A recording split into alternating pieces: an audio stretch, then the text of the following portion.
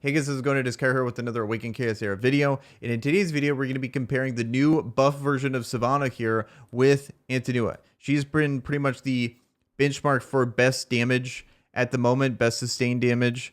And before, a lot of people would test these two because they have very similar kits in what they do. They both use cursed sets to be able to ramp up their damage. But before, Antinua was clear and above way better. And I think a lot of people have shown that this has been the better hero. But now we have a big buff for Savanna, and I wanted to get an idea of who's going to be actually better now, because there's a lot of ground that Savanna had to cover to even get close to Antinua. So if they're even on the same level, I would say that's a big win for this buff here for her.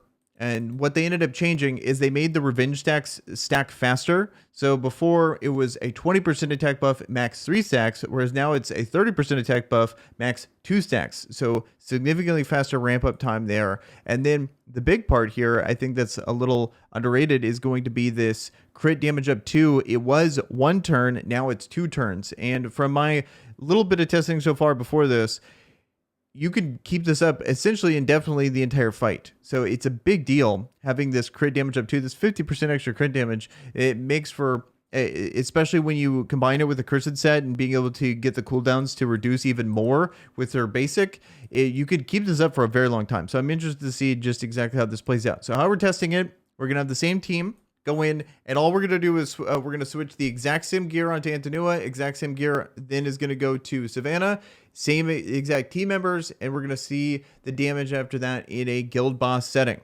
Luckily, it is the water boss, so this is the perfect boss to be able to test out Antinua and Savanna here.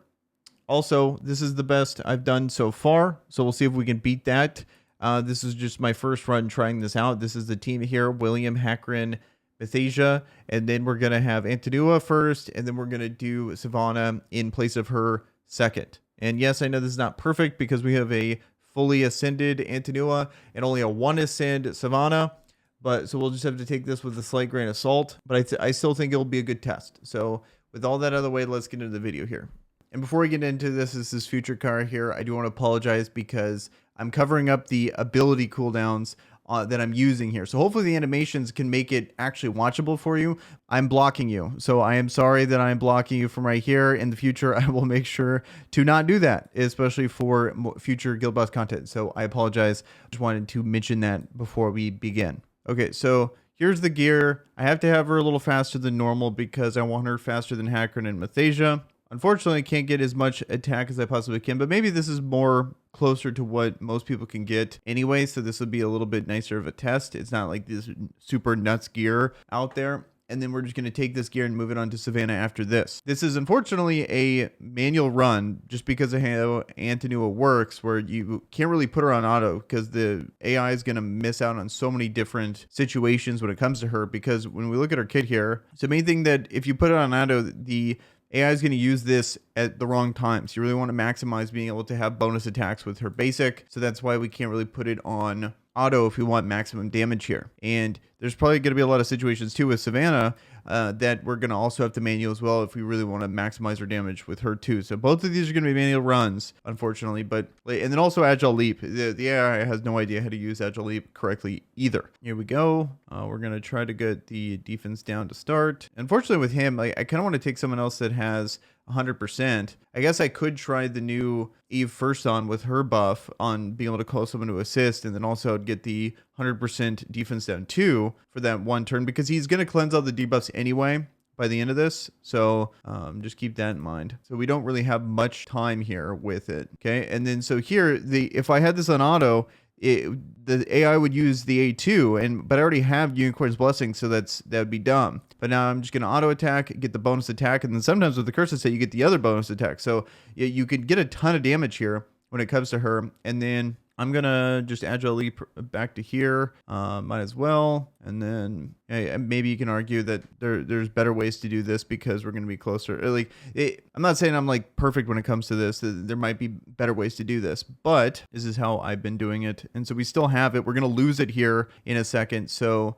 we can go, because he's going to AoE, and then that's going to lose our Unicorn's Blessing debuff. But then her passive at the start of I believe that's her passive. Yeah, it applies at the start of every round. can only be triggered once every 4 rounds. We're on round 4, so we're able to do it. So we don't need to waste the A2 there. And we get the bonus turn. We get the double attack, stacking up health here. And then here we definitely hope for her joint attack. There's a lot of variance potentially in this matchup. But when she hits like that, you know, she hits like an absolute truck with the combination of her buff and all these bonus turns, or bonus attacks, I should say. Go for the defense down because you just AoE'd anyway. So we'll squeeze this in and then hope for the 80% to proc. Here, since we don't have the Unicorn's Blessing, we can go here, and then we're gonna Agile Leap too. So we go here, and we get lucky with the bonus attack. Then what we're gonna do is, do we need healing? We're gonna get too many. Yeah, let's just heal here, and then we'll do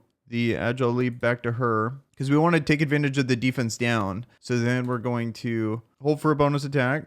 Okay, we only got our bonus turn, and then just hope for an extra bonus attack. We didn't get it. And then I wanted to keep him a little lower so it would start to focus on him because, you know, he's obviously the tankiest one. So that's what we want there. And then we're going to defense up her. The unicorn buff should shield him. So I'm curious on what's going to happen there. Now we can fully max this, but it should heal him. So now it's probably going to go and attack. Oh, it's AoE, but I'm talking like on the single target, it's probably going to hit William again. Okay, so we don't have our buff. Here we go. And now we're going to do this. And we finally get it back. And then shield him, do this because this is on a 1-turn cooldown already. And that's pretty much it when it comes to her. I think that kind of covers all the little scenarios that could potentially happen. It's all about managing this debuff, or managing the buff on her as best you possibly can. And I guess we can do this. At this point, it doesn't really matter. You squeeze a little bit of damage. But when you see the damage numbers, Hackran, like everyone else besides her does almost 0. So now that it's round 10, she ended up getting her buff back with her passive. It would show a cooldown on her passive here. That would help a ton in being able to plan things for the future. Passives in this game are really unclear. Like another character that would be super helpful is Gubeg. It doesn't show how much speed you've gained from that passive either. So it's a lot of these passives from a quality of life standpoint could be so much better. Yeah, so I'm just going to fast forward until the end of this because I think it covered all the scenarios we're going to get, and it's just kind of boring to sit here and watch. And we're just going to retreat here because I think I'm dead. And I only have 1 attempt left. So retreat. So here we go. Here's the damage total.